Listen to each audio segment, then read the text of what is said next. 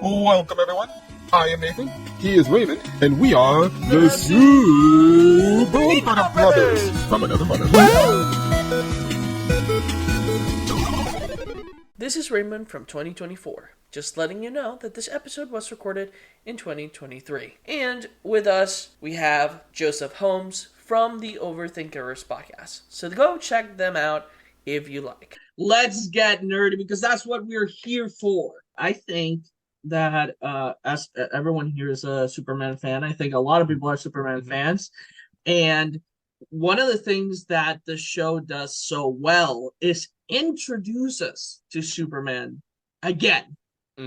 Like, you thought you know who Superman was? Well, here it is. We'll make you wonder if you actually knew what the heck was going on. Because at points of this show, I was completely blinded by the mystery aspect that they chose to have, and I completely forgot that Lois Lane's dad is in the military. I completely forgot that like Lex Luthor's actual name was Alex. And that he was a redhead.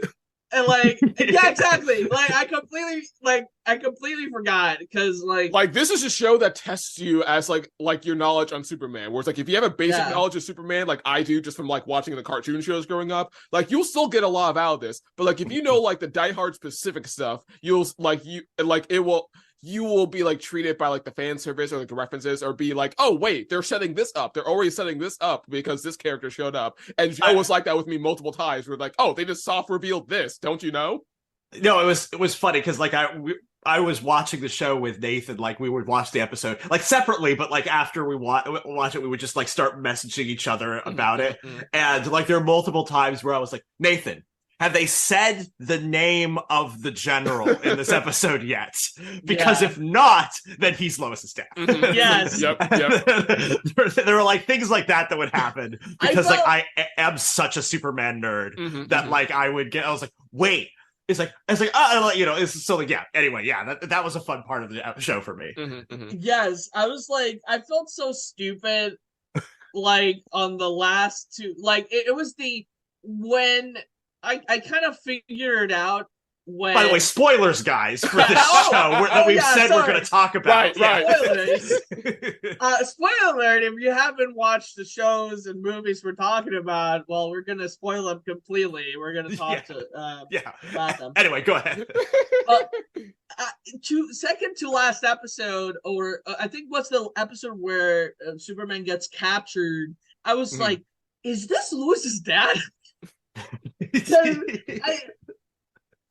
For some reason, my mind did not connect the dots because I was like, "Who is this guy?"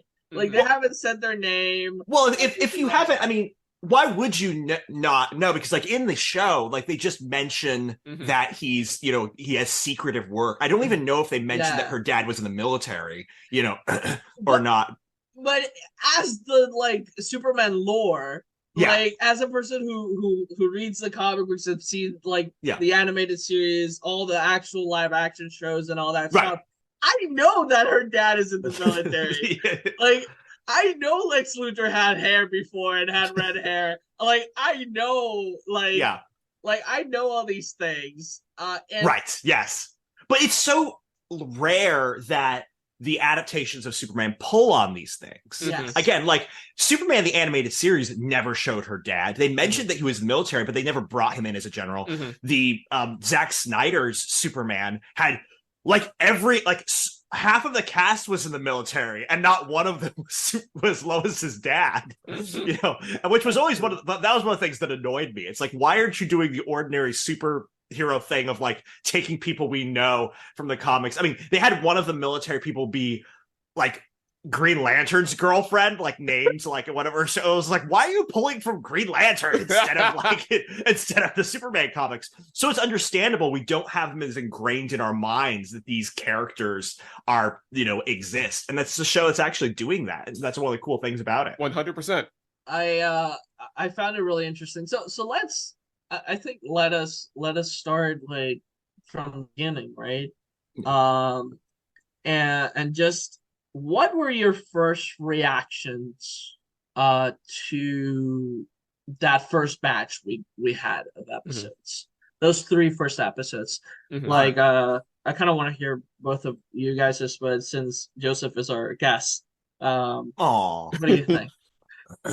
Yeah, no, so it's really funny because, like as I was saying before the episode started, Nathan Scher has been with me like on a long period of my Superman journey where like I've been like starved for Superman content for a while, and like really good Superman content, because like, we haven't had like a good like Superman TV show in a while. Just recently we got, Lois and Clark Adventures of Superman. Like all the CW stuff.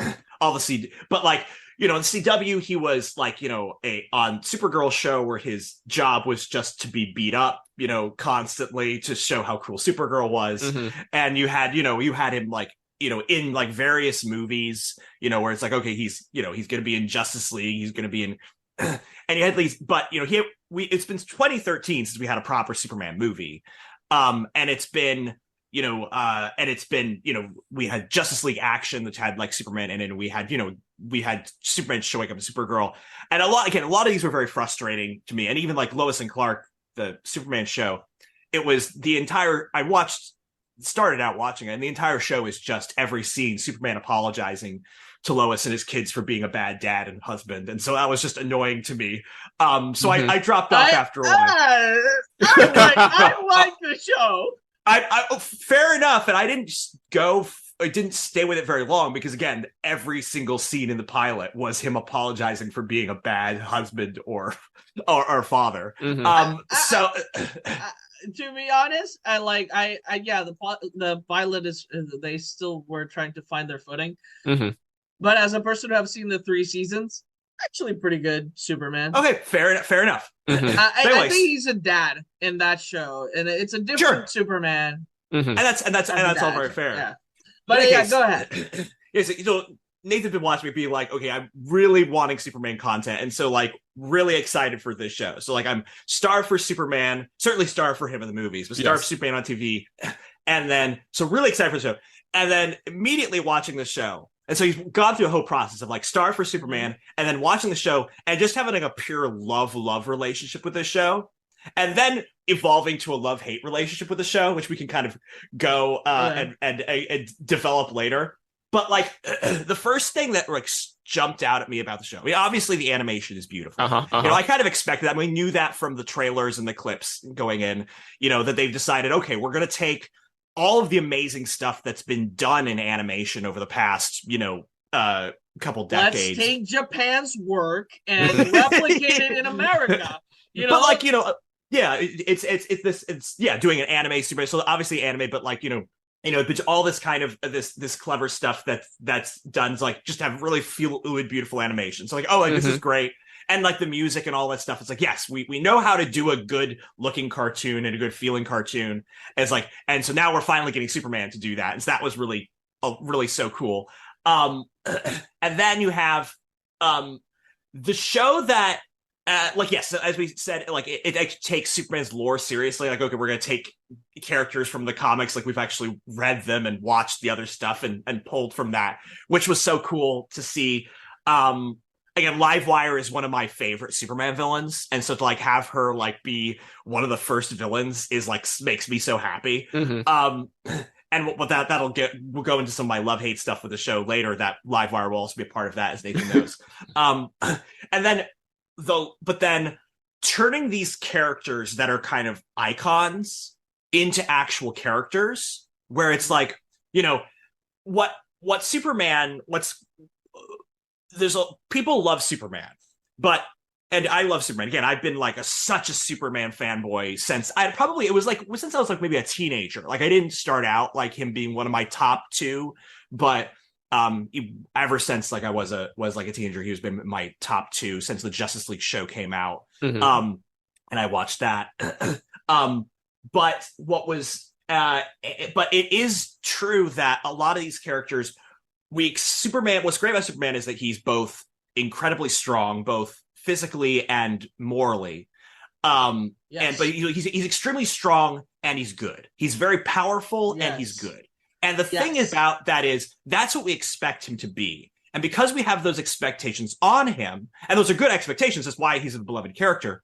Sometimes it's like, okay, how do we actually give him a personality where these are personality traits, not just icon archetypes that we expect of him? Yeah. And so a lot of shows, again, I would even say the Bruce Timm Superman show struggled with that. Like, you know, and I would say the Justice League show struggled with that. I think that those are some of they did a good job with those, but I think every iteration of Superman struggles to make him not just an icon, but actually a character. And same with all the other characters that go around it as well. And I think this show, what amazed me was just how well they did that. It was like, oh, this is a Superman who he has personality traits of like, he like genuinely loves people and wants to help them, but he's also really self-conscious. He's desires people's acceptance and affirmation, and he's awkward. Like brought a lot of the Clark Kent persona into actually being a part of his personality.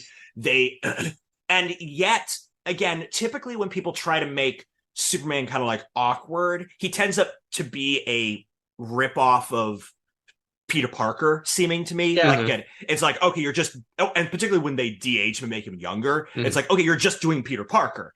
And this never felt like that because it wasn't, you know, it really felt like it was still Superman. And so they did that with Superman, they did that with Lois, where it's like, okay, her overzealous reporter stuff that she does and always putting herself in danger. Okay, this is a personality trait now. This is not a plot convenience, this is a personality trait. Jimmy's the fact that he's kind of this, you know, again, the zealous sidekick, you know, that's not his archetype, that's his personality trait. You know, it's like, and so every chance that they took to make these characters, take them from icons and make those iconic parts of the personality traits, that was what made me feel like this is the Superman show I've been waiting for. And, you know, again, they did the whole thing, okay, we want to start younger, but like so many of these things that start out younger, again, it's like Smallville. Okay, it's not Superman yet, it's pre-Superman. But instead, it's like, no, it's a little bit closer. And even like X-Men Evolution, which is still my favorite version of the X-Men, by the way. Even that was like, okay, we're doing teenage versions of these characters. This was to me much closer to like James Bond from First Class. No, I'm talking about the TV show X-Men Evolution. Yes. Oh, there's a cartoon. Dude, if you haven't seen that show, that is prime X-Men content. Very good, very good. But anyway, I'm being super like old timey millennial over here, I guess, with my references. But I get your reference as an old timey millennial. Yes, elder millennial problems. We think we're one of the fellow kids, and then they're not. But then it's much closer to, I would say, like James Bond from Casino Royale, where it's like, this is clearly James Bond. It's not like pre-James Bond, but it's like he's still early stages James Bond, so you can be like, okay, there's some room to grow into James Bond here. So anyway, I would compare it to like Batman Year One, basically. Yes, very much same vibe. So yeah, that would be those are my first impressions of being like, oh, this is exactly what I would want people to do with a Superman show. I've been waiting for that to happen. So yeah, very much like over the moon. Like that. And of course, the line of the villains by like their tagline being like, "Who are you? We're the good guys." I was just like, okay, I'm on board with this.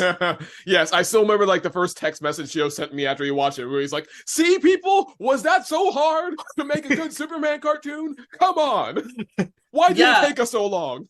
To what you mentioned, I really love the making a human character. He's not human, but making a human character that is like, you know what? You can be a good person.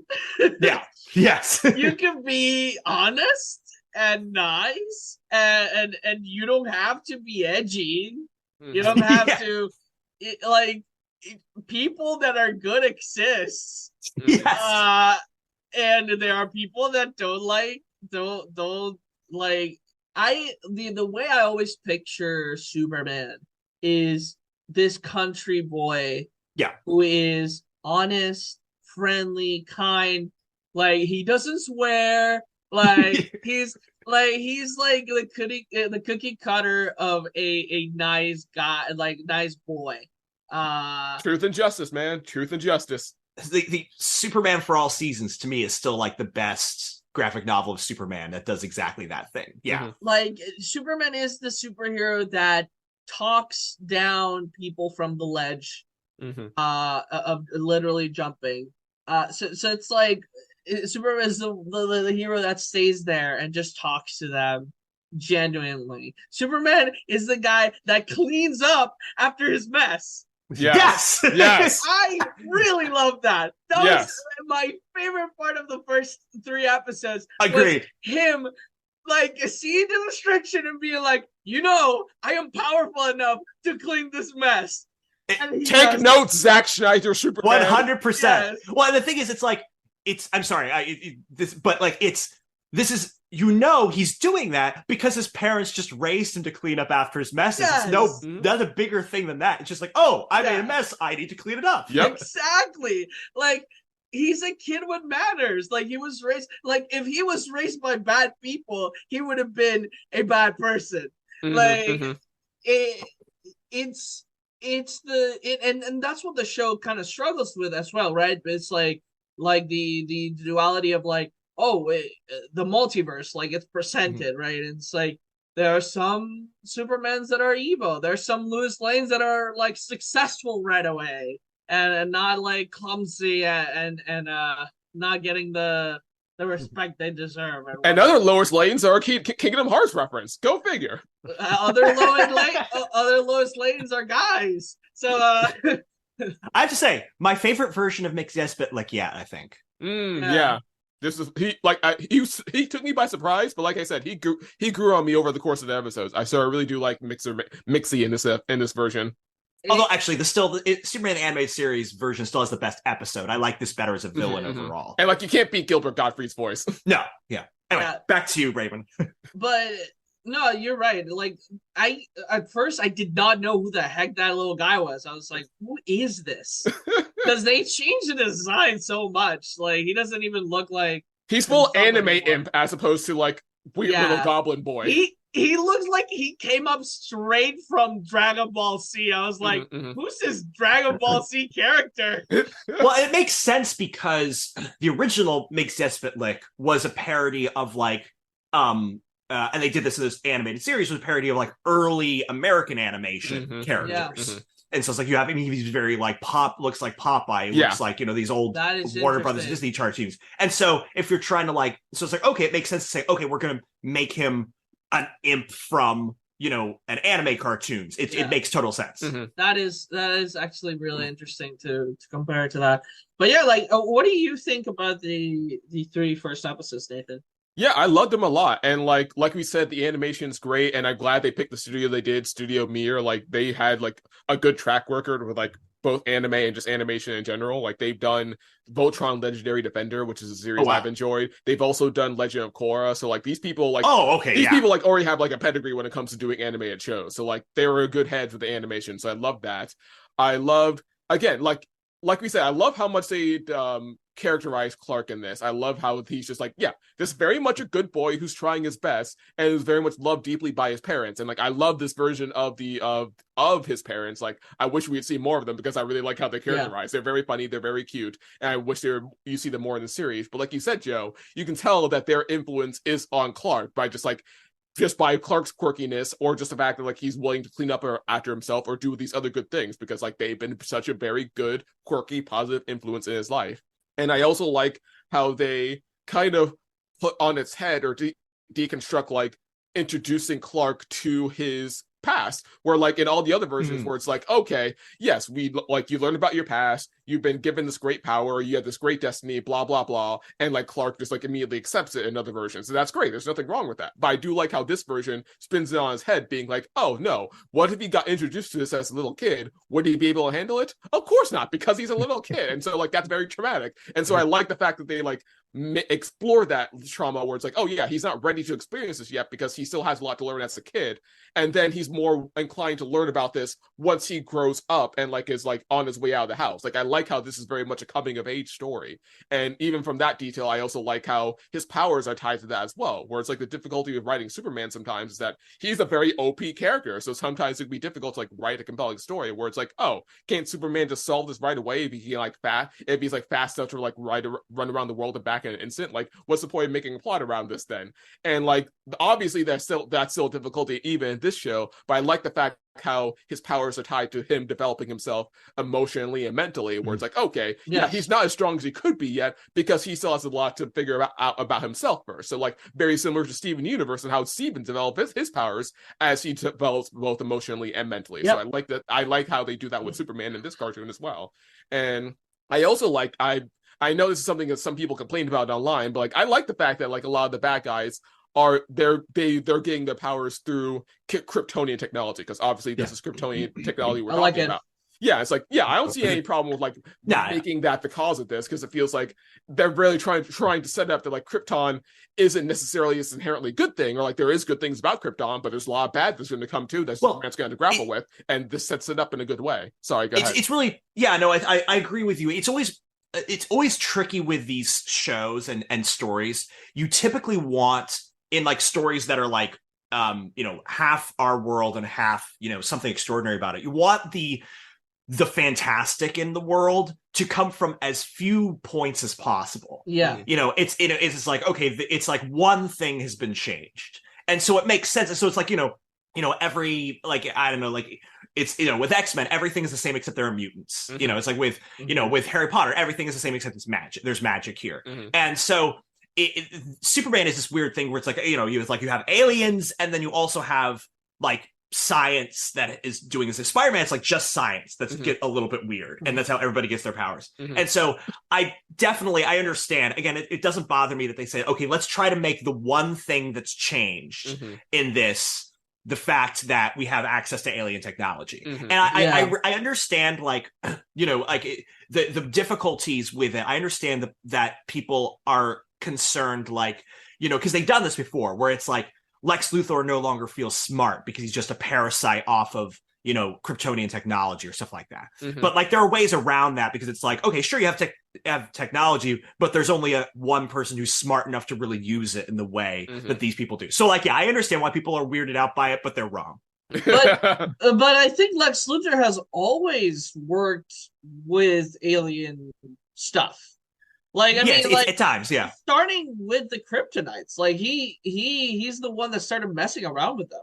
So I think it's not further from the comics or the lore to say, hey, what if more technology fell in the hands of Luthor? Wouldn't he mess around with it? I think, and not only that, making him a person who is still in development as well, who's still like, that's really cool, working for someone else. I think it's even better, because then we know that eventually he's going to take over. He's going to be like, I'm going to take over this company, basically, and name it after myself. And I think it all just kind of fits with the theme that this show seems to be setting up, at least to me, where it's like this theme of what people do when they're granted great power. And like, and a lot of people, unfortunately, will use that power incorrectly, like we see with all the villains that show up that like take this Kryptonian technology and use it for their own purposes. And then they try to like throw that back at Clark and Superman, being like, Superman, you have all this power, so therefore you're going to wind up using it horribly too, and so therefore we can't trust you, and therefore you're evil, blah blah blah. And like, that's what Clark is trying to struggle with too. It's like, wait, am I evil because I have this power? Like, am I going to use this power horribly? And obviously that's not inevitable, and obviously he learns to grow past that, and like, obviously that's like what he's learning, but like, that's like the tension that they're dealing with. Well, I like what you also said, Nathan, again, like, one of the clever ideas in the show is to extend out the origin story, because it's like, where it's like, oh, at the beginning, in the most versions, Superman knows everything before he starts becoming Superman. Yes. And I love the fact that there's a different language. Yes. Like, well, yeah. It's like, that has not been explored that much before, because before it was like, they just speak English. Well, it's like, they translate like Star Trek. It's like the convenient plus. Okay, now it's like, no, most of the aliens speak English in the DC universe. They just straight up speak English. And so convenience, and so now with this, it's like, you're able to say, okay, no, Superman can have character development through each stage of whatever he's going through. So he starts out just being like, okay, I know that I come from somewhere else. I know and so that for me is like, okay, I'm different, but I don't know anything about that difference. So it causes me to want to, be accepted by other people because I feel that difference. But also it caused him to project what he imagines that world is like onto the world and say, oh, I must have had loving, parents, or I must have had a heritage that's beautiful that I can be proud of, even if I don't know what it is. And then, of course, he finds out, again, like all of us do, oh, things are more complicated than that. My idealized reality is not reality at all. What do I do? And then once you realize your history and your heritage is more complicated than that, it's like, okay, what does that say about me and how I conceive of myself and how I can, and what I, and what I inevitably become because of that. And so, and do I have a choice of that? So all of those processes now get to be extended out to multiple arcs and character development because they're extended in the origin. Yeah, like you said, like other shows have utilized so well. Major spoiler alert, and my theory and spoiler alert. Again, you've been warned. But what do you think about introducing Sod so early in the story? Oh, I think it's great. Yeah. Because I like, that was brilliant to me. To be like, oh, Kryptonians have come to this world before. And it also explains why Sorel would send Superman to that world. Yep. Like they know about it already.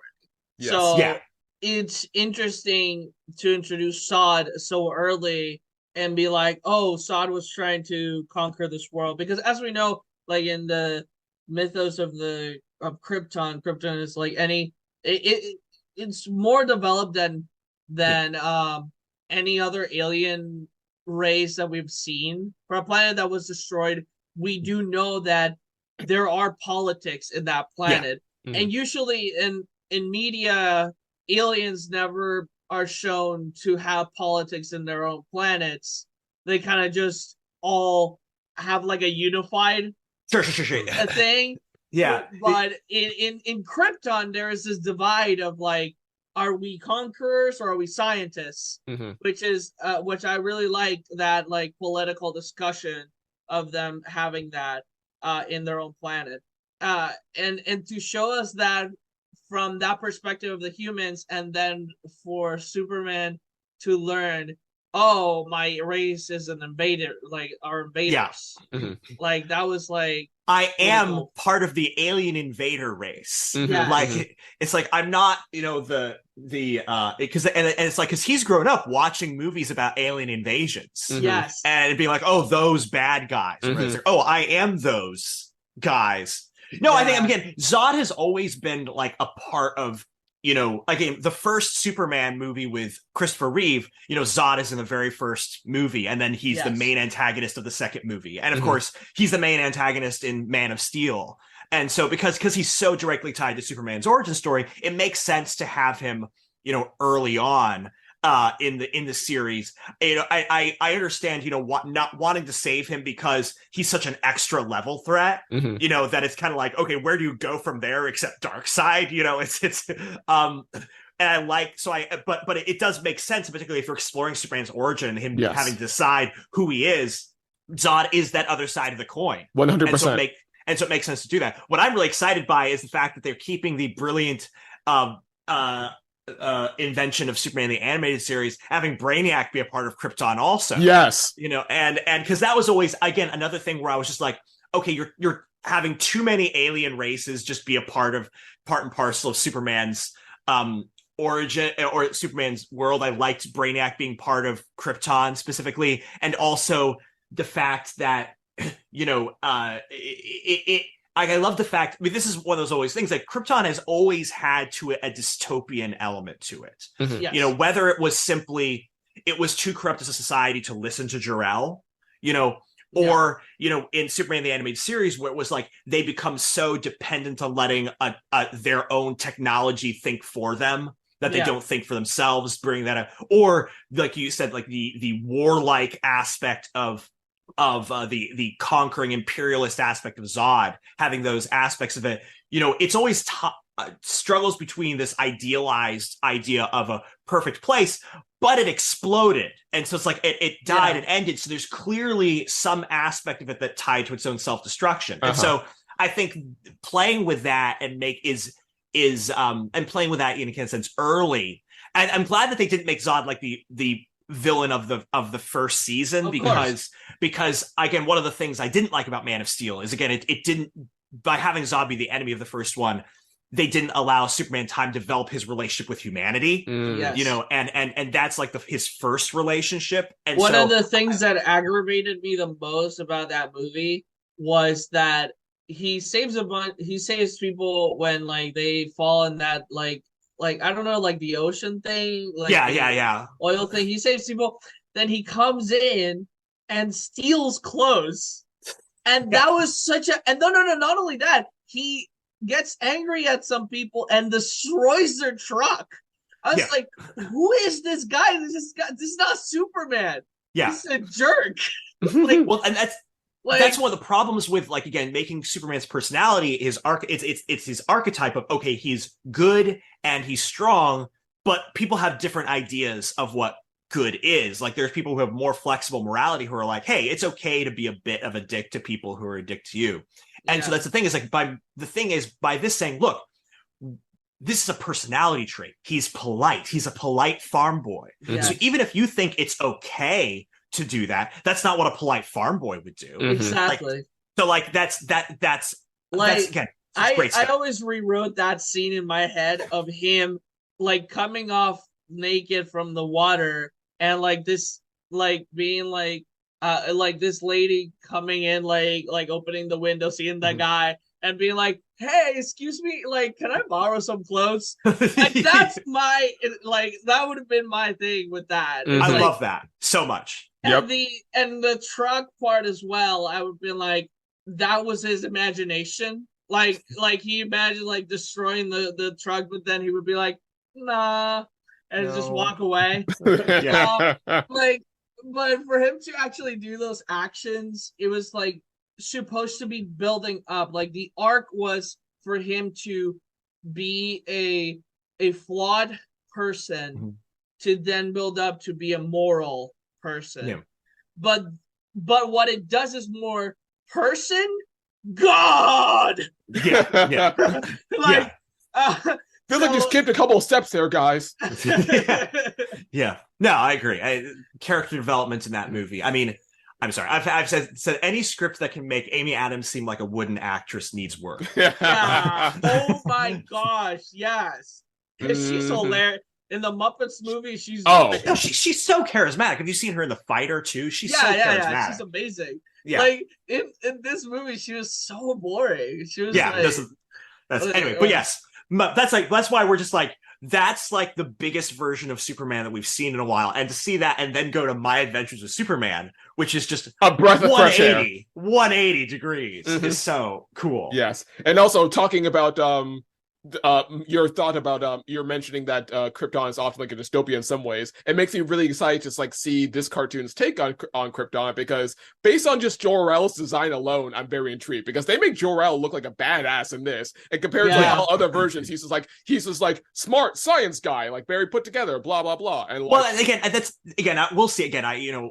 We can talk about this more later, but one of the things I would really like, because most of the time, like you said, Raymond, most of the time, because it's an alien race over there, it's one thing or another. It's either, all good and sweet and nice, or it's all kind of like corrupt and dystopian. And I really would look forward to a version of Krypton that's just like us, where it's like, there's really good stuff about it and really sucky stuff about it, and it's complicated, and that's what he has to deal with. Yeah, I think there has been some animated movies that have interpreted Krypton that way, where it's like there was like more like a political aspect of it, where different people, it had a council, like there were different ideas of what some comic books have done that too. Exactly. I mean, you just don't see too many anime examples of that. Exactly. You don't see a lot of it, but the way I interpret Krypton in my mind always, even if they don't clarify it in the movies or shows or whatever, it's like, oh, it's this place like our world, and how we are letting it basically self-destruct. Right. If we don't do a better job at taking care absolutely, of it. That's how you do that. Yeah. And it like it's interesting, and I also don't like that sometimes like they don't some people don't seem to understand that like Superman doesn't have powers. It's just the sun he is in. Sure, yeah. That's the thing that gives him powers. It's like Krypton. Krypton did not. It was a normal society. Yeah. That like it was a normal society with technology, and it's just the fact that since they had a different sun, and then for some reason molecularly, Sure, like, it has like a different like reaction to his power over here. By the way, I really love how they depicted the way his power looks like, because it seems it activates, which again helps you connect that, where it's like he's having is the sun who he's solar battery. People Yes. talked about him as a solar battery essentially, and they express that visually in this one where they typically haven't done that. I really love the way they expressed it, and it was so cool to kind of, like you said, Nathan, it kind of feels like he's leveling up as he discovers the powers, as he however he sees himself, right, as well as he grows up, he's discovering the powers that he has, and like he can get punched really hard and it still hurts, right? But eventually we know that at some point in the future a punch will do nothing to him. But and I do like how they like dance around yeah. the mystery of his powers, but like as people who are fans of Superman, we know up front how this works, but they're still being a little bit vague about it because Superman himself is still learning about this, so of course he's vague about it. Because you get to have lines like, you know, like, oh, he discovers that he's bulletproof, like, you know, it's and he discovers it by trying to save someone, and it's like, oh, well, this is like, it shows that he is actually courageous, you know, and he's willing and self-sacrificial. When he's like, he steps in, like when he's like losing his power because of the kryptonite in the area with Lois, he steps into like the robot's attack, and she's like, how do you know it's not going to kill you? I was like, oh, I didn't. I just knew that if I stepped in the way, you wouldn't get hurt. Yes. So it's like, I love that depiction of a hero, because that, I think we were missing that for a while. Like it at so many points the show almost made me cry, because I haven't seen the depiction of a hero like this in a long time. Because I like Across the Spider-Verse, but that movie was not about superheroes. It wasn't. It was about the meta of being Spider-Man. What does it mean to be Spider-Man? That was what the movie was about. It wasn't about what does it mean to be a hero. The choices the characters make are pretty like they're pretty much because of their code and their morality, and pretty centered on what they would do, basically, and not like for the greater good, which is what a superhero kind of does always. It's like, think about the little guy. Think about like, and Miles does that. Like, he's like, well, I'm gonna save my dad because like he's saying that he wants to save his dad because he loves him. Exactly. It's still ultimately a selfish act, even if it's a good selfish act. Exactly. But what makes but this is the thing, is like Superman's defining trait in this is that he believes in doing the right thing and caring about people because it is the right thing, like, he's not at the cost. He's not waxing philosophy or trying to explain himself. He's just doing it because he knows is what to do. Correct. So I haven't seen that in a long time, like in a superhero show or a movie or anything, because I think when we try to give nuance to superheroes, we take away the what they were meant to be, which was hope that there's still actually good in humanity. There is a certain what you call it, potentially a there's a particular word I'm looking for, is a potentially a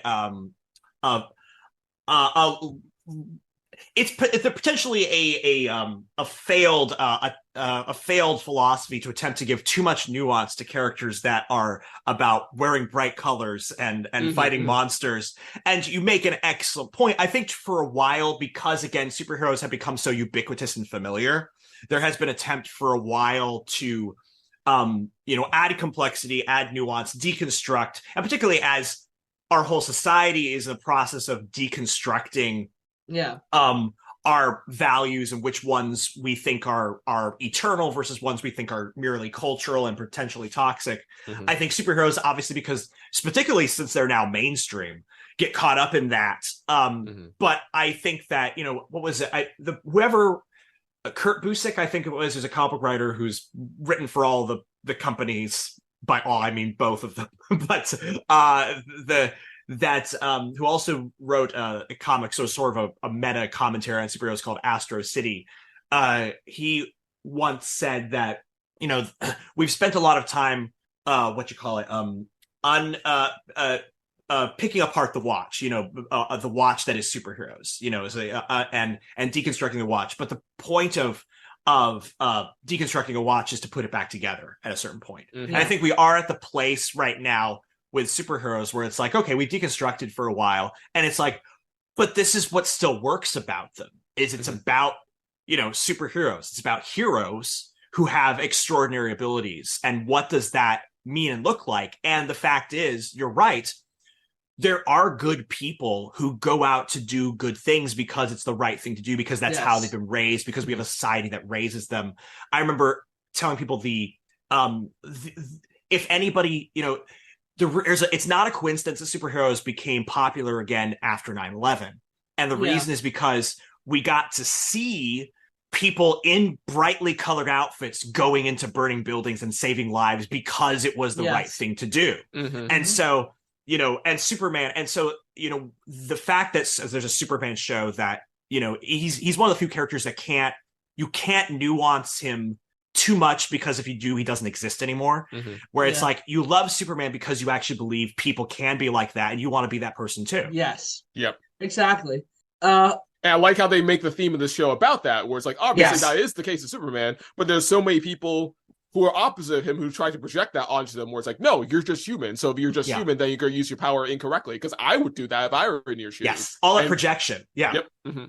Also, I can't believe that. I would never do that, and I can't believe anybody else would, because if I did, that would pull into question my whole value system.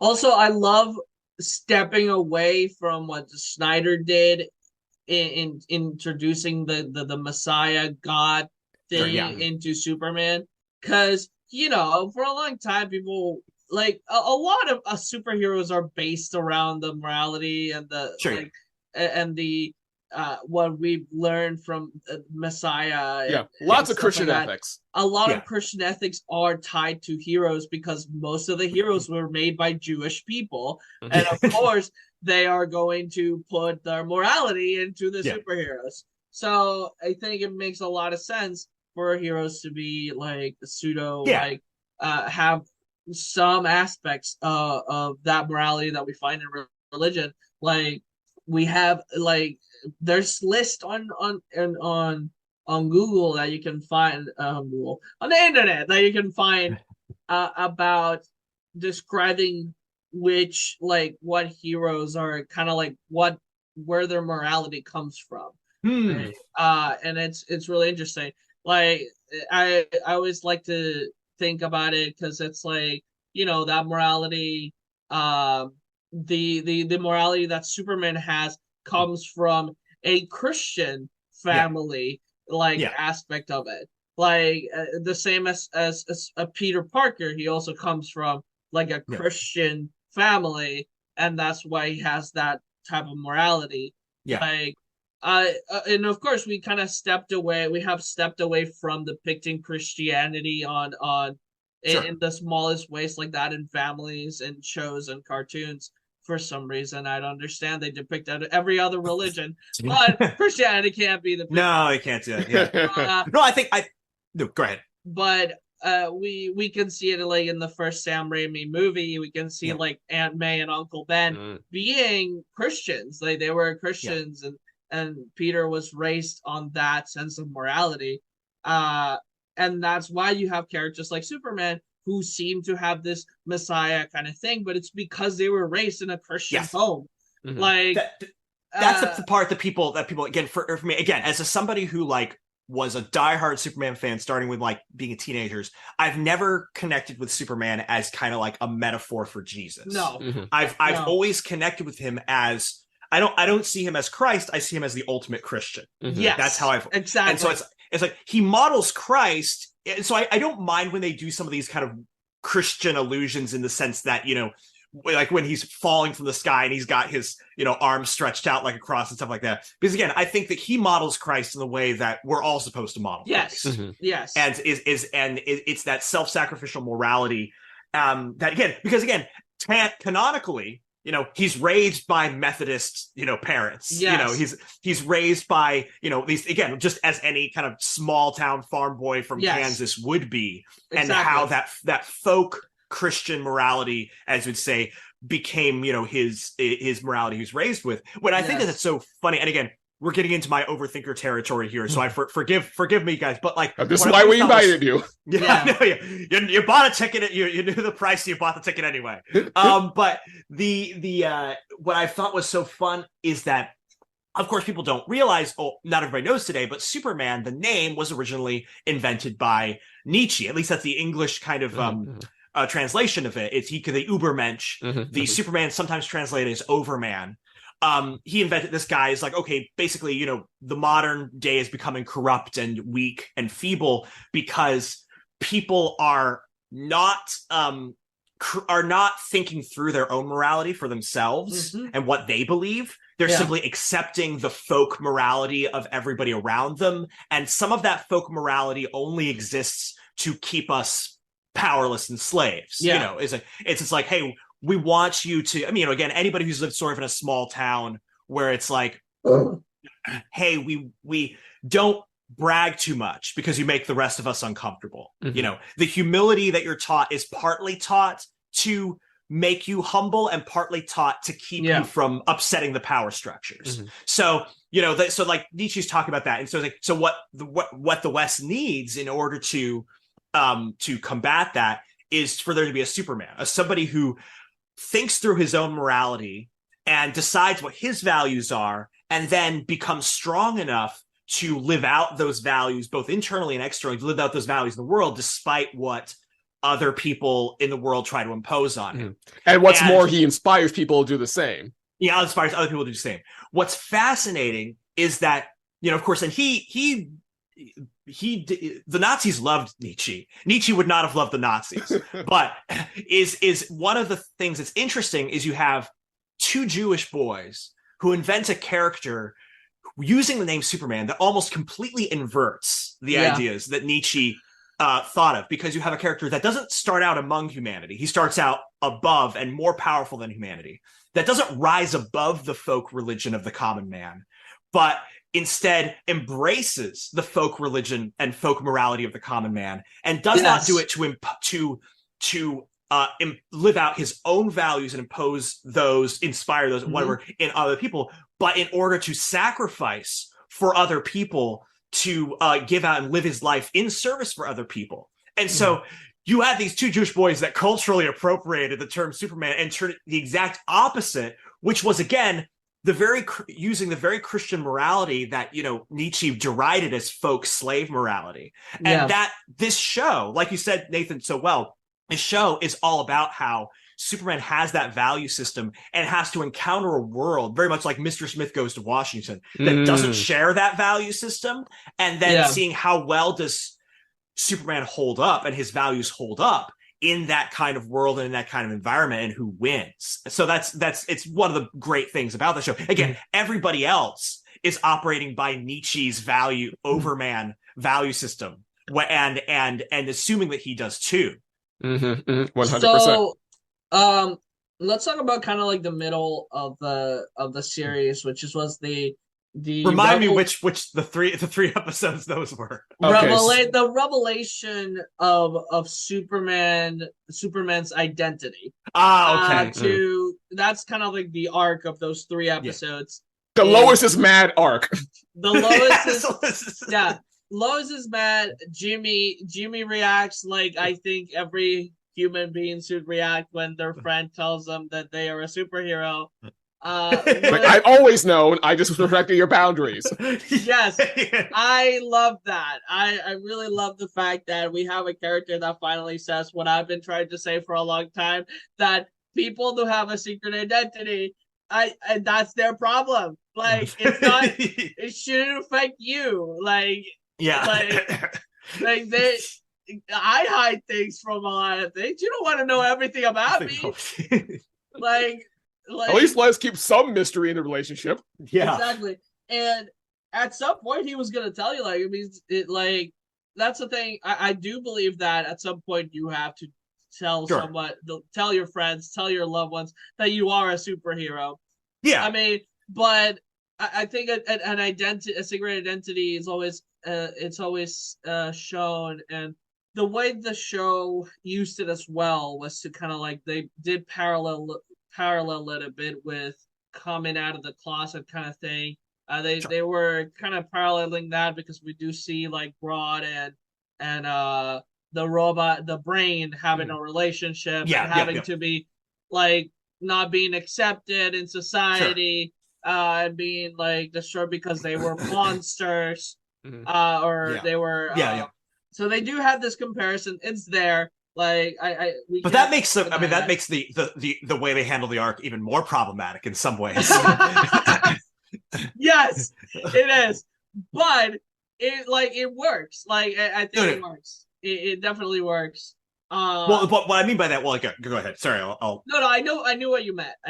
But like I think it works, and the fact that the fact that the way she reacts to it, and I think the way she ends up accepting it is the thing that comes in with Jimmy just being like, I knew about it. I just like, I just respected your boundaries. And I think Lois kind of like learned from that. I think she should have learned from that. She should have. I'm not sure how well the show painted a good picture of her clearly learning from that right away. Because like it was even kind of like upended that moment at the end there where like Jimmy finds out that or when Jimmy said what he said, she was like, wait, so you knew Jimmy and you didn't tell me? And so like and the thing is, especially in the very next episode, the beginning of it is Clark saying, look, I can't change what I've done, Lois, by not telling you, but I can be better in the future. And so so this was my biggest problem with the show. I know, right? Is the fact that they had a situation which it's very reasonable for Clark, especially because like it's episode, what is it, like episode 9, like they've known each other for 5 minutes. They're literally she's a reporter who has shown that she cares most about getting a story more than she does about her friends or other people's feelings or things like that. Like they literally go on one date, and it shouldn't even been a date. It was a work thing that they turned into a date, which is very unprofessional. Yeah. And then she finds out about the secret and then immediately gets upset over that. And like she has no ground to stand on. Although I love the fact that she finds out pretty quick, because that's which like, is good, yes. It is a good thing because I think it questions it questioned the idea of why people don't recognize that Clark is Superman. Yeah, that's fine. It's because for you to recognize someone is a superhero, you have to know them personally. Right. Like if you just know them partially, where it's like you don't really know that person. Yeah. The identity makes sense because Clark and Superman act completely different, and your brain, the first thing that your brain thinks about is, no, that person right there cannot be like Tom Holland. It has to be like a lookalike. They've done these experiments. Henry Cavill has stood right next to a Superman poster, and people have been like, "Oh, just walked by." So that's absolutely true. But you're right. When you know a person really well, it's like, okay, it starts to be incredible. So finding out early is fine. Oh yeah, it's really good. I don't have a problem with that. The big problem, I think, it is with her reaction, because it's again, Jimmy does a good reaction. That's the way you should react, I think, to But the thing is, it's not even her reaction. It's the fact that the show seems to side with her at every step of the way. That's also weird. Yeah. Which is, it's like, because especially, like I said, especially if this is partly a metaphor for like coming out, because I know within the LGBTQ community, the person getting to choose when they come out is sacrosanct. Yes. Mm-hmm. And so it's like, and there's so many like LGBTQ people who work on this show. Like, I don't understand how they don't see that, but especially for Superman, it's like, it should be like, he has good reason to be afraid to let somebody in to this. And this was, to me, again, one of my kind of like the things I ranted about to Nathan during the show is that, because like I said, one of the things for me as a man growing up in the 21st century, you know, in America, you know, one of the things is I've always had this, for me, I felt like society makes it difficult to be both a strong man and a good man.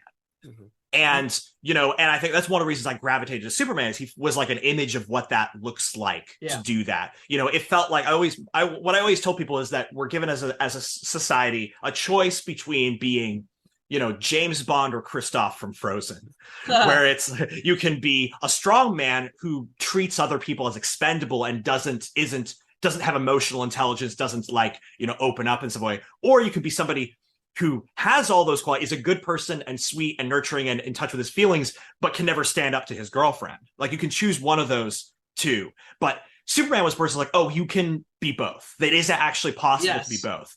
And so for me, for them to depict a Superman who basically, when his girlfriend treated him like a doormat by saying like, you have to, you know, apologize even when you're right, and him going along with that, for me, that was breaking one of the cardinal rules of Superman to be both strong and good. And, you know, it now, and that to me is like, he's no longer somebody who I can find inspiring as a heroic individual if he is really just sort of a doormat simp for Lois Lane, which is what he becomes if it's not complicated. If the show is like, okay, she has reasons to feel what she does, but he has good reasons. Here's basically, even at the end of that episode, they were kind of like, Clark, you should have known that we would always accept you. It's like, no, he shouldn't. He's known you for 5 seconds. Like, you know, it's like the fact that they to me did that to Superman made him no longer. And again, this is so dangerous because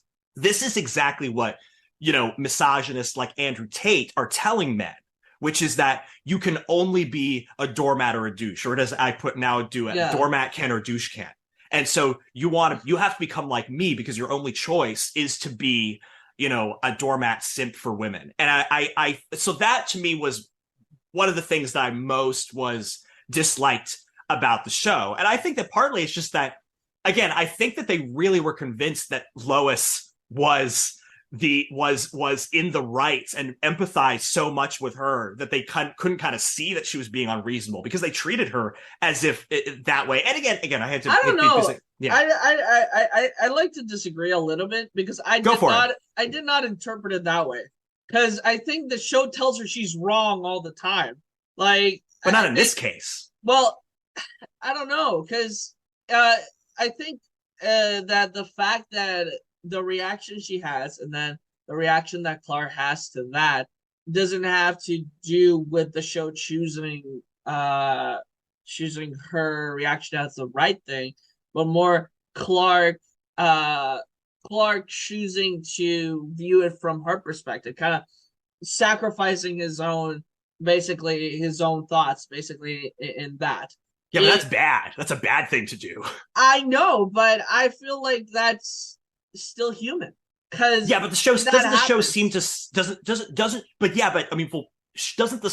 essentially side with that perspective? And doesn't that cross the line to maybe Superman being less admirable I think she learns the lesson when at the end when she discovers that her dad is behind all that.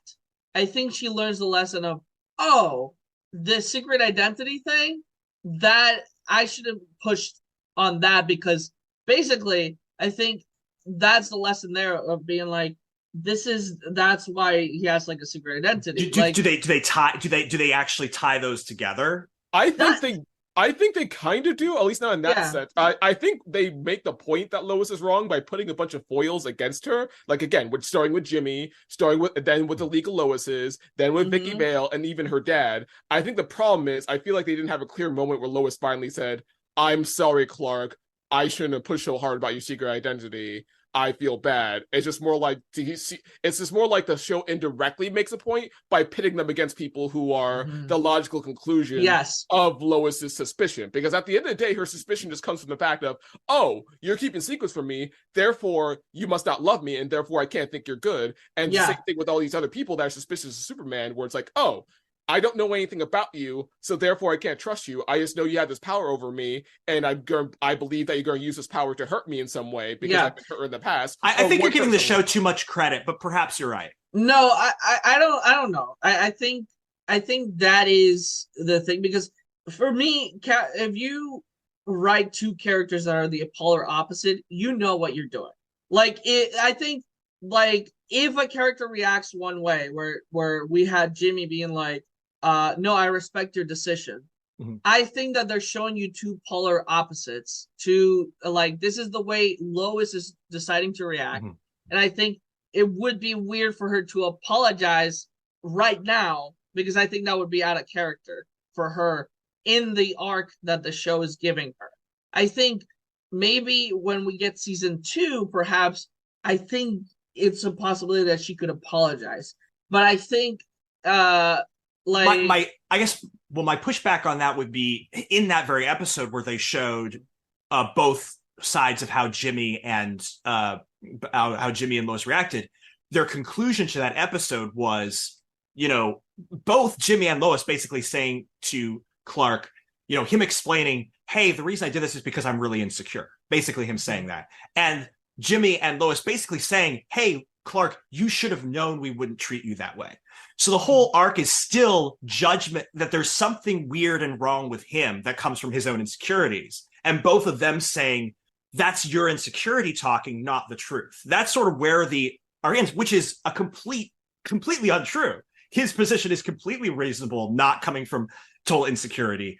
And her position is maybe fair, but also coming from his insecurity. Now, again, they may build out those connections later. Sure. But from what we have right now, what they're validating is what Clark is doing is weirdly coming from his insecurity. And Jimmy's respecting that because that's the kind of person he is. But the ethical judgment is still on the side kind of Lois there. That's interesting. Yeah. We've had a couple of weird reactions to secret identities recently, sure. With Invincible as well, having a weird reaction to it. Haven't seen it, but I hear really good things. It's a really good show, but one of the worst parts about it is the fact that the girlfriend knew that he was a superhero and still got angry at him for not because he didn't tell her, but because he wasn't giving her time, basically. Interesting. He was skipping dates and all that stuff. Sure. And because he was being a superhero. Right. And she blows up on him, and it's like, oh no, I knew you were a superhero. I just expect you to make time if you love me. And everybody got angry at what's the okay, not to be this guy. What's the gender ratio of writers on Invincible? I don't know. But I know the show is made by the comic. Yeah. It's I mean, I know that Seth Rogen is that I think was Seth Rogen or somebody. One of those guys is a producer on it. And I know that Rob Kirkman is working on it. Yeah. Because one of the things I give My Adventure Superman sort of the excuse of the fact that it is interesting because it is a primarily female writing team. Yeah, maybe they're coming from it in a feminist kind of way. Maybe. And again, this is not a criticism. This is actually me being okay, I can excuse this a little bit more. Yeah. Which is that they're kind of writing, a male superhero, but kind of from a female lens, which is interesting to kind of see as hey, this is what I think. And it's not a coincidence, I think, that, some people who've written Superman the best as being able to model that power and goodness are written by women because they're like, yeah, that's what we're looking for, is a guy who can be both powerful and good. And we don't see that anywhere. And I think that, and of course, there's all this joke. I mean, if you read up on like the female gaze and what women like to write in fan fiction, like how often Superman gets like hurt and is like, it's like, yep, that's in all the female fan fiction. And I think it's, and I think that's, I don't mean that as a criticism. I think that it's like, oh, maybe this is just partly a difference in male female perspectives. And we're kind of getting a chance to sort of see that. So that would be my question. Like, is this whole thing of how secret identities are being handled partly an example of a shifting of the female, of prioritizing the female gaze, so to speak? And that's why I asked about the Invincible thing. Maybe I don't know about the male-female ratio on the show, but I know that part of the reason this happened was this is actually meant to reverse what happened in the comics, because in the comics she didn't know at all. She didn't know. But like in the show, they make more of an effort to flesh out the character of the girlfriend, and they make her more quote unquote woke in the sense where like she's like no, she's black now. She like knows a lot of stuff. She goes to soup kitchens. Like she says like all these profound things, and so so the writers were like, oh man, we made her so much smarter now. It feels weird for her to not know. We just say that she knew the whole time and was still holding it against them, and she's like, in order to like do justice to that smartness. But ironically, that just made her seem more petty and dumb instead of making her seem more smart. Okay, so that's just another example of like male writers being kind of stupid in how they handle female characters. Okay, but over here, back to like Lois and stuff like that. I think that it, like you're saying, maybe like I interpreted it wrong, like I guess like there's different interpretations to that, but what I didn't like about the multiverse episode as well, I was okay with the Lois Council or whatever, sure, yeah, but I wasn't okay with the fact that all of them hated Superman for some reason. I thought it was dumb for people who know about the multiverse to be like, all Supermen are evil. Eventually, except ours. They're going to destroy everything. All of them were against Superman. All of them were like, their stance of Superman was that every Superman eventually turns evil. Yeah, and it kind of has that. To me, I thought that again, as like based on my limited interpretation, to me, I just thought that was the logical conclusion again of like being a foil to how Lois was acting, whereas like Lois is like, oh, anyone who keeps secrets from me is bad and is going to hurt me in the end, whereas these Lois is like, oh yeah, any Superman is going to be bad and hurt me in the end because they have all this power over me, just like someone who has secrets from me has power over me. I think that I'm sort of on both of your kind of like sides on this. There's a part of me, again, that's kind of like, once I realized this is sort of fan fiction in a sense, where it's like, okay, I want to have my character be the center of the universe instead of the lead character. It's like, of course. I was like, I rolled my eyes. Of course, it's a council of Loises. Loises are at the center of the multiverse instead of Superman. Of course, that's what happened. Turning Lois Lane into your fan fiction kind of proxy. So I rolled my eyes at that. But from that, it's like, but aside from that, it's like, okay, this is interesting. They're doing this because it is an interesting deconstruction of the trend recently to have an obsession with the dark Superman eventually going bad. Because as like Zack Snyder was hinting at that, the Injustice universe did that. That's kind of an overused trope at this point. And so to kind of play with that in the multiverse and say, if that's true kind of in a multiverse level, should we be concerned about this one? I liked that idea, but you're right. The idea that it's just not, it's I think it makes Superman look bad to say every single version of Superman is bad except for this one. And I thought that like Superman, the good Superman is the clever twist Superman, just like the male Lois is a clever twist. It's not basic part of who he is. His goodness is a twist on who he is. I was like, that doesn't, yeah. Also, the fact that there was only one Jimmy who was a woman, and then there were no like white Jimmys was weird. Yeah, it's like, where are the white Jimmys? Where are the ginger Jimmys? Ginger erasure. Like in a nutshell, this show had a lot of great ideas. The problem is in their execution just wasn't nuanced enough in a lot of ways. Yeah. Well, again, one of the things I had with the show, Nathan and I talked about this. We were like, is that the show like would have great ideas, but it would often like speed them up and like, Yes. take like, it's like This Lex is a very Luthor short series. Yes, Lex Luthor Well- would in one episode be like, hey, kind of a helpful person, and then the next episode he's evil. And the other, and again, like I said, I love Livewire, but the problem is like Livewire is like an attention hog kind of exhibitionist in the comics. That's why I love her. And she's just in a generic kind of bad guy. So there is a thing with the show where they would when they took what was great about the characters and say, let's make that their entire personality. It was great. When they kind of tried to like do their own thing, they'd be kind of like, well, why? Because you have a good base to work with here. One of the things that I'm going to say about the show is that it does work in its anime boundaries. First of all, what you were saying of being like, but you only know him for like a couple of days. Like anime works like that, where like characters meet like in like two episodes in. They only know each other for 2 days, but they're inseparable. They're like, it's like a movie. In movies, they do that. Like, they do that in movies a lot, where it's only a span of days, but the characters are like best friends now. And you kind of suspension bridge effect. Exactly. You justify it because, it's a movie. It's a one-time thing. Like, of course, they're going to grow into becoming one-on-one. But from a show, you expect, since it's a show, it's going to last longer. There should be more development within that world. But in anime, there's not. It's just like everything is rushed because usually anime only get 12 episodes or 8. Like usually they get 12 episodes. Some anime, unless you're One Piece. Yes. Unless So you're One it depends on the series. Yes, if it's a long running series, there'll be more development. But for like something that's shorter, they just kind of jump straight into it. So it depends on the format. And honestly, the format that we're working on right now in America in streaming services is that we are using that same anime format of just having 12 to 8 episodes in a story.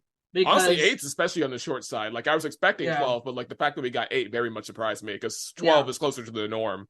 Exactly. So in anime, everything feels like it's moving way faster. And I feel like it captured the cringiness I love the cringe. Anime a lot. What was it? What's the Cat Grant and Steve Lombard? Yes, they show like Team Rocket. Superman Team Rocket is amazing. Yes. I think it did a really good job at adapting to the genre it was basing itself on. Even the theme song at the beginning, so good. The opening, anime. It looks really anime. The outro is really anime with all the pictures going by and the character walking. Like that's very anime. So I think the characterization of the characters and the fact that it feels too fast of them connecting, that's something that happens a lot in anime. So that's why I didn't see it as something weird. I see it more like they were doing a good job at adapting the non-Western, the Japanese kind of way of writing. Fair enough. So yeah, in that regards. But okay, so we have the 3 last episodes, which mark the idea, the revelation, the big revelations that we have, the Amanda Waller and the dad, Lois' dad. So what do you think about that ending? What was it? Did you like it? Yeah, so for me, again, like the arc for me was I love the first 3 episodes. The middle episodes with the secret identity stuff, I was like, this is garbage. Yeah. Nathan, I was just sending him Facebook messages, cranky Joseph. And the last 2 episodes was like, okay, I'm back. Like, because I mean, again, like the right from the beginning, like with Superman, like with Clark being able to be like saying, I can hear everything and saving everyone, and so I'm gonna like drink a bunch of Red Bull in order to be up all night. I was like, this is the perfect encapsulation of like Superman's powers with an ordinary kind of good person who's like millennial or Gen Z. It's like, like when you're young and you're kind of like altruistic-ish, you're like, I want to do everything and save everyone, but also be self-destructive in the process. It also made me think about recontextualize all the times like Superman just lets crap happen. It just lets like he hears in the distance just someone falling. He's like, well, I'm on a date right now. I know but that's I like watching Superman go through that process of like setting healthy boundaries of self-care for himself. Like at first he's letting people die. But exactly. Yeah. But it's like, what do you do? Like so like but I liked having that. Like the ordinary people reactions, an ordinary person with the superpowers and kind of like thing. It's like that's the kind of thing. And then it's really dark. It's dark. It is dark. No, it is. It's a really dark. It's a dark thing. But like they dealt with that a little bit in Smallville in some really clever ways. But like I liked having that. I liked again like the developing characterization. Again, Parasite was one of those characters where I was kind of like okay, you basically took Parasite and turned him into a completely different character, but I liked him saying, okay, you're turning him into now something closer to like Parasite from the comics. You're getting him there. That's interesting. Again, the interesting stuff to me about the villains being being Amanda Waller and Sam Lane and the reasons that they have for hating Superman and the coming together of Superman and Lois and Jimmy and kind of being like how the city feels about Superman and how Superman feels about the city. All those relationships kind of came to a head. I don't like Lois's dad. That whole sequence in Thanksgiving was so good. And that's and again, like when it works, it's like, okay, these are real characters who act like real people, but are also these icons we love. Doing that whole like awkward, family thing with it doing this, but it's raised up because it's got the superhero stakes and it's got the alien invasion. It's got all those things. That's kind of the magic of, what the show and what it should be. And of course, like his father, he still can't communicate with him, but he's still trying to help, Jor-El save him. All of these things. Again, the last episode was almost, I'd say, one of the most magical episodes because it got all of that balance right about everything we really love about Superman and treated in that way, and what the show does uniquely. Again, making Clark Kent more of a part of his personality, so he can be a bit awkward with the dad. It's like, of course, the boyfriend who's a little bit softer than the military dad is like used to. It did the same thing. I think it ripped off Spider-Man: Homecoming. That moment of but it was great anyway. That's not a ripoff. That's like literally one of the most classic iconic tropes that like exists, to have. And I think that's really cool that, I think that's where it kind of came together. It's like, okay, this is the kind of Superman show that I thought this was going to be and that I'm really looking for and really kind of enjoyed. Again, it's one of those things where Vicky Vale, it's interesting to kind of do Vicky Vale. It's a kind of that twist on it. I kind of say they are terrible reporters, I have to say, because again, you just have to see like, the fact that Lois Lane is like attempting to like make sure they get biased sources and biased coverage. And like the fact that nobody has a problem with the fact that they're hiding Superman's secret. Again, it's like, it's that's fine. Like it's a part of the show and the culture of like the character and stuff like that.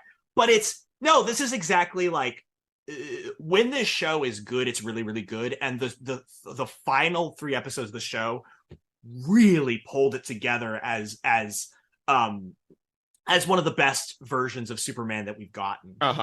It's like when a show knows what it wants to do, it does it really well. And I think the messiest part about it was just its relationship with Clark and Lois, which is obviously the main selling point in the series. And I think the main they're reason... so cute, by the way. Like, they're cute. They're cute. It's just like... so adorable. They're cute. It just felt like ain't much of the tension that, like, happened between the relationship. Just felt like, oh, we're doing this because we have to. Because, like, drama, relationship, Clark and Lois. Like, we have to make something up in order for them to have tension. Otherwise, it would just be cuteness. Which, at the end of the day, I don't think anyone would mind things to be cute. So, like... I'm fascinated to see where they're going to, because they've kind of gone through all of the stages of like the rom-com of like, I can't believe you lied to me, and now it's like I wonder what they're going to do with the relationship. I think later. now they're just going to be super cute and adorable, and they can't do it.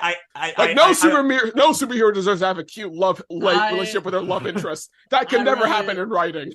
No, I want that. I need that, and we need a wholesome love story. And that's all I want. It's just like next season is just gonna be like the conflict of like whatever. Do I hope it's gonna be actually is because Superman's gonna have so much like self-doubt drama with his heritage. Yes. That Lois is just going to be like having to spend her time being like, okay, Clark, it's okay. You aren't evil. We're fine. Yes. Of course, now Jimmy's going to be like, has finally, found out about the whole, all the Supermans are evil thing. And he's rich. He's rich.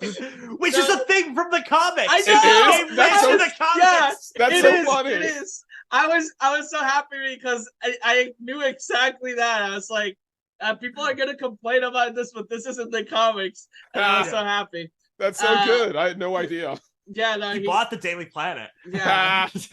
Anyway, go ahead. I love it. I just love. I love that ending. I love. This is embarrassing to me, but I finally at the end was where I put together. Oh, that's Sod.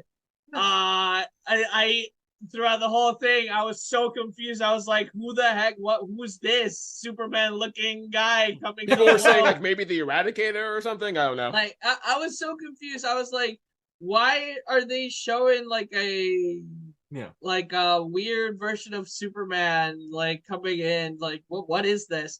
And then at the end I was like, oh, that must be Sod. He said kneel. He said whoever kneel. they are. They will kneel. I was like, yeah, exactly. I was like, oh, he's Sod. That makes so much more sense now. What I personally feel bad about, and like I had to like look online, like someone pointed this out, I saw online, but it took me forever to realize it, is that all the robots had the Brainiac symbol on them. It's like, oh, of course they all had the Brainiac symbol on them. I know. I feel like an idiot for not seeing that. Yeah, me neither. I didn't even know about that either. But that's what I love about the show.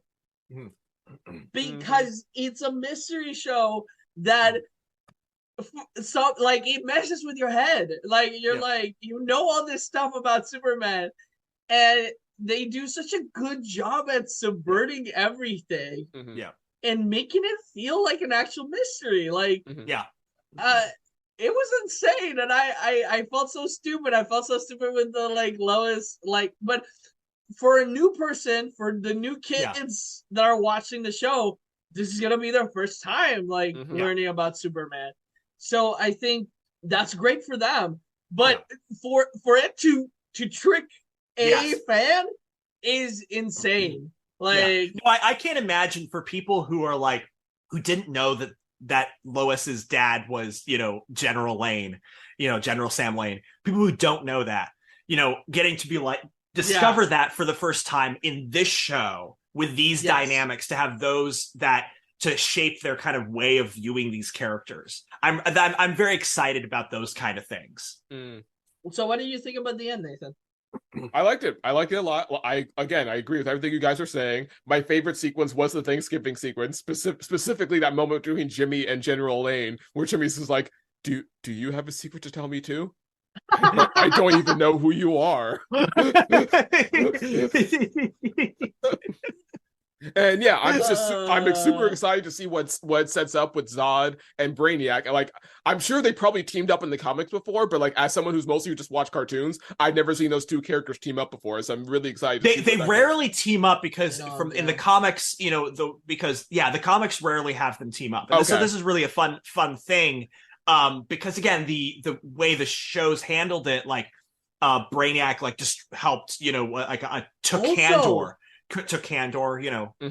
Also the fact that there are so many Kryptons still alive.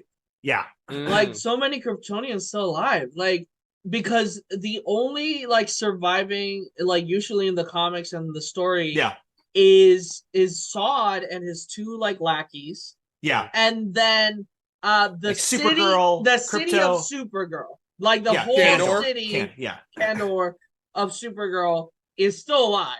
Like they're tiny. But they're just really tiny. They're tiny, but they're still alive. So and yeah. There's just the fact that there's like an entire like military, like, you know, ships, all that. That's a fun twist and be interesting because again, it was always like super, like, you know, why couldn't they escape? And then it was always like, well, why they always had to find convoluted reasons why they couldn't all escape. Yeah. And it's like, well, why is it that Superman comes and then it just people keep popping up who like didn't and so it's interesting for you to play with the fact that maybe there's an entire race of people, you know, that are still up there. That's interesting. And it does pose a big threat because again, it's like, okay, it's not just three. I mean, good Lord, it's not just three Kryptonians that Superman has to fight. It's an entire Kryptonian military. Like, how does that even like work? And oh dear, gosh, I hope that they're going to have an episode. This is just inevitable at this point. Well, first of all, Supergirl is probably going to be coming in. Oh I think that was confirmed. Yeah, there's going to be one episode where Lois doesn't realize she's his cousin. There's gonna be that's gonna happen. That's definitely gonna happen. They gotta have the anime rom-com misunderstanding. It's gonna be an entire episode where he doesn't get to explain to her, or he thinks she already knows, and the misunderstanding shenanigans abound. And then Lana Lane comes in and things get even more convoluted. Oh yes, that's true. Because they did self-reveal her with one picture in that. That's right. They did hint at Lana. They did hint at Lana by showing her in the pictures. Yeah. And like I do like the idea of like, oh yeah, there was like some more Kryptonians like that were around, and like the latest season, possibly the final season of Young Justice, played with this as well, where like it wasn't just Zod in the Phantom Zone, it was Zod and like a whole platoon of Kryptonians that like want to come over, and so like I like that idea. And another thing I like the fact the finale too is that they actually did find a way to give us the Superman in the pod moment, where like when like Jor-El saves Clark from the exploding ship, he puts him in a pod that like flies out exactly like traditional Superman stories have done, and he lands back on Earth safe and sound. So like I like that they found a way to include that. No, it's hit all the emotional points of like what is Superman basically, and the mythology, and treating it in an emotional way. And again, like Lois being able to say like don't kill him, you know, it's her father. Like it gave all those emotional high moments that you want from a season finale of a show like Superman. Mm-hmm. It was great. It was a good experience. I had fun with it, and I'm waiting for season 2 because pretty good show.